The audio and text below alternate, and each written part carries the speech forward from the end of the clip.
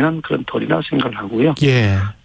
저희들은 벌써 이게 그 5.18 민주화운동에 대해서 뭐 약간의 부침이 있었던 시기가 있었던 건 사실이긴 하지만 전체로 보면 이것이 그 김영삼 대통령 정부 시절에 저희 당의 전신 정권이죠. 예.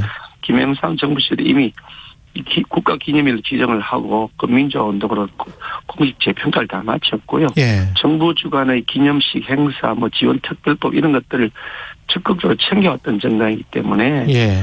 이게 뭐 광주 민주화 운동, 5.18 민주화 운동에 대해서 예. 때로 약간의 부침이 있었다는 사유로 해가지고 저희 당이 부정적 시각을 가지고 있었다 이렇게 보는 것은 저는 별로 그렇게 찬성하지 않습니다. 예.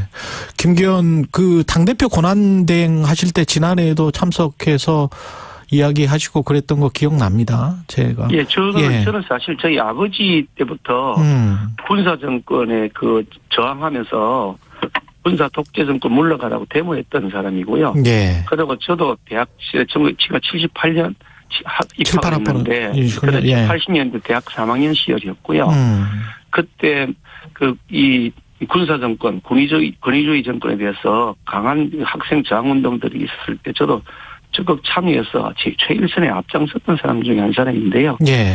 그런 면에서 보면 이 광주에서 일어났던 그런 그 사태들은 정말 반인륜적이었다. 저는 그런 의미에서 전혀 예전이나 지금에 한 번도 다른 생각을 가진 적이 없었고요. 예. 다만 이 광주 민주화 운동을 어떤 그 특정 정당의 개인 사유물로 했다.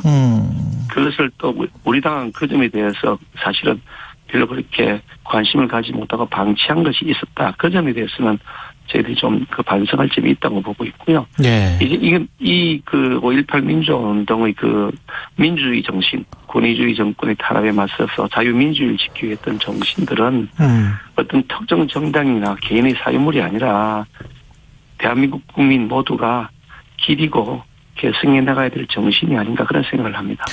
지난 대통령 선거 때 이제 윤석열 당시 후보가 5.18 정신을 헌법정문에 수록해야 한다 늘 주장하고 있었다 이런 이야기를 했었거든요. 예. 이거는 근데 이제 대통령실 어제 이야기는 이거는 이제 국회가 먼저 주도하는 게 낫겠다 뭐 이런 뉘앙스였는데 국민의힘 입장은 어떻습니까? 사실은 저희 당에서는 이 부분에 대해서도 뭐 충분한 논의를 한 적은 없었습니다. 예. 후보 시절에 대통령께서 후보 시절에 그 부분에 대해서 이렇게 제 기호는 경선 과정이었던 것 같은데요. 그런 말씀을 하신 적이 있었던 것은 사실이고요. 저는 이 부분에 대해서 매우 적극적으로 검토할 필요가 있다는 생각을 가지고 있는 사람입니다. 예. 좀 전에 말씀드린 것처럼 저는 아버지 시절부터 계속 민주화운동을 했던 집안 출신이기도 하고 예. 저도 뭐 그런 일을 계속 같은 의견을 가지고 참여했던 사람인데요. 예. 당의 의견을 한번 수렴해 볼 때가 되었다 그런 생각을 하고 있습니다. 민주당에서는